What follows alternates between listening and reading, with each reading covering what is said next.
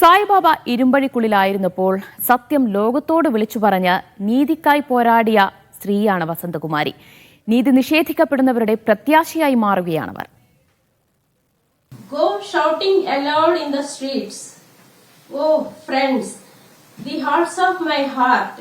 When so much of love is deeply hidden in your hearts, why don't you break your silence? Vasanthakumari നീതി നിഷേധിക്കപ്പെട്ട് തടവറകളിൽ കഴിയുന്നവർക്കായി പുറത്തുനിന്ന് പോരാടുന്നവരുടെ ശബ്ദവും പ്രതീകവും. ജീവിതാനുഭവങ്ങൾ വാർത്തെടുത്ത പോരാളി. Andhra അമലാപുരത്തെ 10ാം class tuition ക്ലാസ്സിൽ നിന്ന് പ്രൊഫസർ GN സായിബാബയുടെ സൗഹൃദവും പ്രണയവും പങ്കാളിയുമായി മാറിയവൾ. ഭരണകൂട ഭീകരതയുടെ ഇരയായി സമാനതകളില്ലാത്ത യാതനകൾ അനുഭവിച്ച സായിക്കായി വസന്ത പോരാടിയത് നീണ്ട 10 വർഷം. പ്രിയപ്പെട്ട സായിക്ക് വേണ്ടി മാത്രമല്ല, അനീതിക്കെതിരെ ശബ്ദമുയർത്തേണ്ടിടത്തെല്ലാം പിന്നീട് അവളുണ്ടായി. സായിബാബയുടെ അസാന്നിധ്യത്തിലും പോരാട്ടം തുടരേണ്ടത് തന്റെ ഉത്തരവാദിത്തമെന്ന് വസന്തകുമാരി വ്യക്തമാക്കുന്നു. Actually, this is only my responsible. This is all responsibility to lead that Sai Baba's legacy.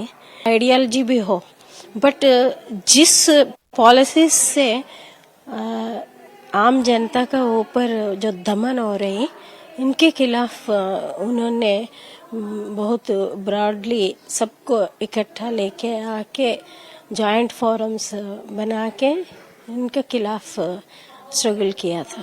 സായിബാബയെ കാരാഗ്രഹത്തിലടച്ച കോടതി ഉത്തരവ് നീതിന്യായ വ്യവസ്ഥയിലെ കറുത്തയേടായി എല്ലാ കാലവും തുടരും. ജയിലിൽ സായിബാബയും പുറത്ത് കുടുംബവും അനുഭവിച്ച യാതനകളെക്കുറിച്ച് ഇന്നും വസന്തകുമാരി ഓർത്തെടുക്കുന്നുണ്ട്.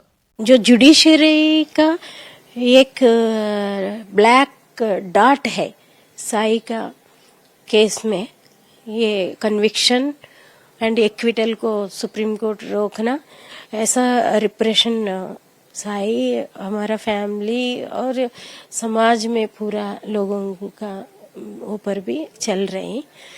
വസന്തകുമാരി എന്നും ആകർഷിച്ചത് സ്ത്രീകളോടുള്ള സായിബാബയുടെ ബഹുമാനമാണ്. അതാണ് ഈ വനിതാ ദിനത്തിലും വസന്തകുമാരി സമൂഹത്തിന് നൽകുന്ന സന്ദേശം. ഡൽഹിയിൽ നിന്നും ക്യാമറമാൻ അനീഷ് കാഞ്ഞങ്ങാടിനൊപ്പം അരവിന്ദ് PR, മീഡിയ 1.